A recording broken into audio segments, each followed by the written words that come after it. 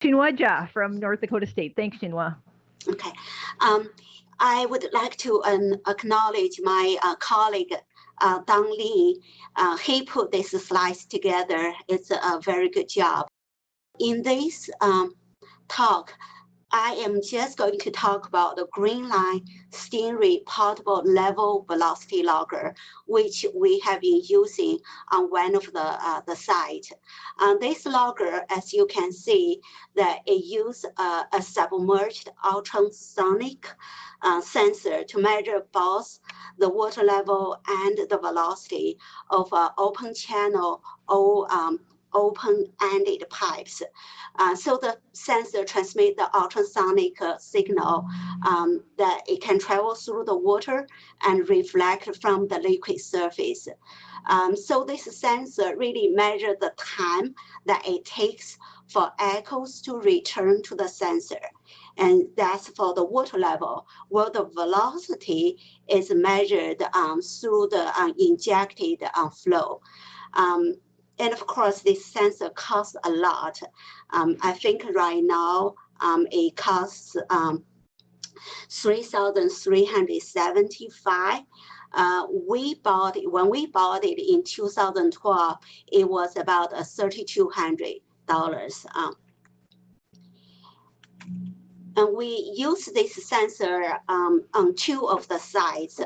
This is the only one site we use it for. This is for the free drainage field at North Moorhead site.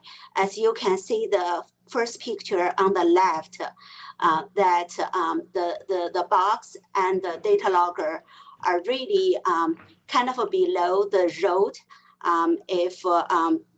Here is a road.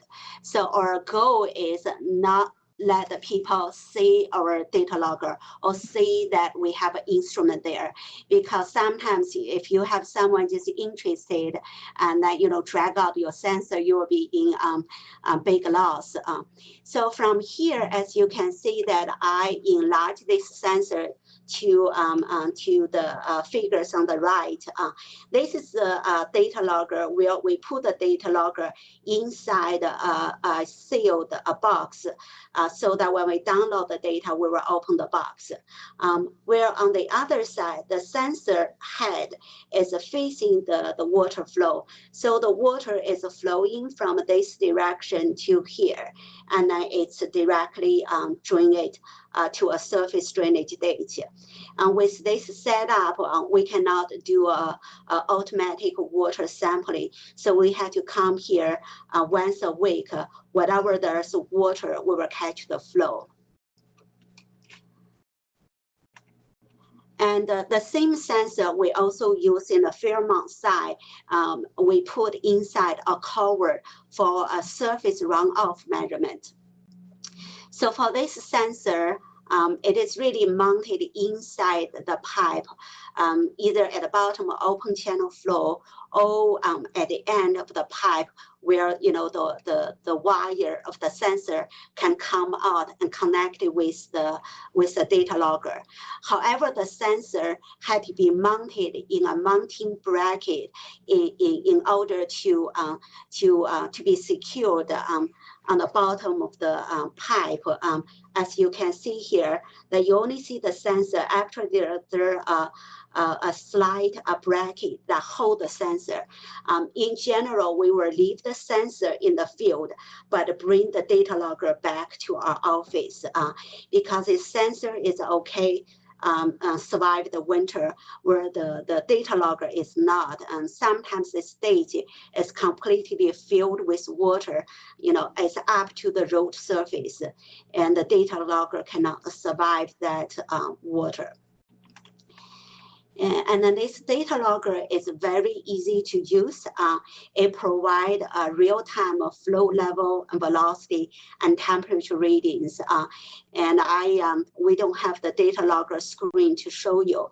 Actually, it's like the CS3000 data logger, it has a window where you can directly check the readings. It also provides a Greenline logger software so that you can download the data from the data logger directly to a laptop computer. It uses 4 standard batteries, and this battery can last for 12 months at a 5-minute interval. So we haven't had any problems because when we download the data, it also provides readings on how much battery is remaining. We normally download the data once a month for this site, but when we check the water level, water overflow on a weekly schedule when we visit the field. And for this sensor, before I use it, my colleague Tom Scher has done a lot of calibration and comparison with other sensors. And that's why, when I use this one, it is really the best option I have. I use another notch before this sensor, but the farmer doesn't like it because it's really lagged his flow. So for this one, we measure the 0.1 to 10 foot per second. So most of the time we catch the flow. However, during the very low flow, like when the water level is below 1 inch, we cannot measure the flow. But according to Tom Scher's comparison, that happens very rarely. So we do have a low flow. It lasts for some time. However, the total amount of water that's during that lower flow time is not enough compared to the total flow. So that's why it has limitation, but this is the best option we have. And also, this sensor can work under submerged conditions.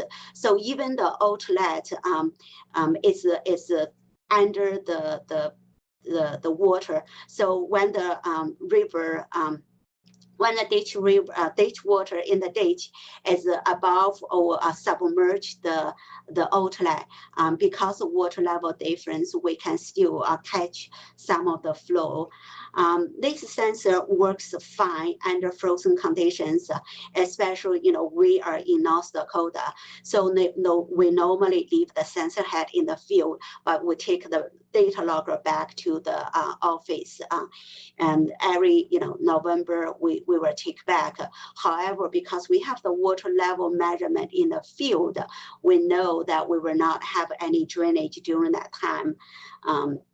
But we also take some risk during a springtime that if we don't put the sensor back early enough, and we may miss some of the flow. And maintenance for this sensor is really easy. We haven't done any calibration because Tom has done it. We have used it for 5 years already, and we haven't had any issues. And I know for Tom Scher, he has one of the sensors, the data logger was damaged by water. So he sent the sensor back to the manufacturer. It was repaired. And other considerations for this sensor was that it cannot work under a very shallow flow. So when the depth is less than 1 inch, it will not measure the flow. And also if the pipe, the size or the geometry of the pipe is not in a good shape or damaged, the measurement will not be very accurate. So that's another limitation.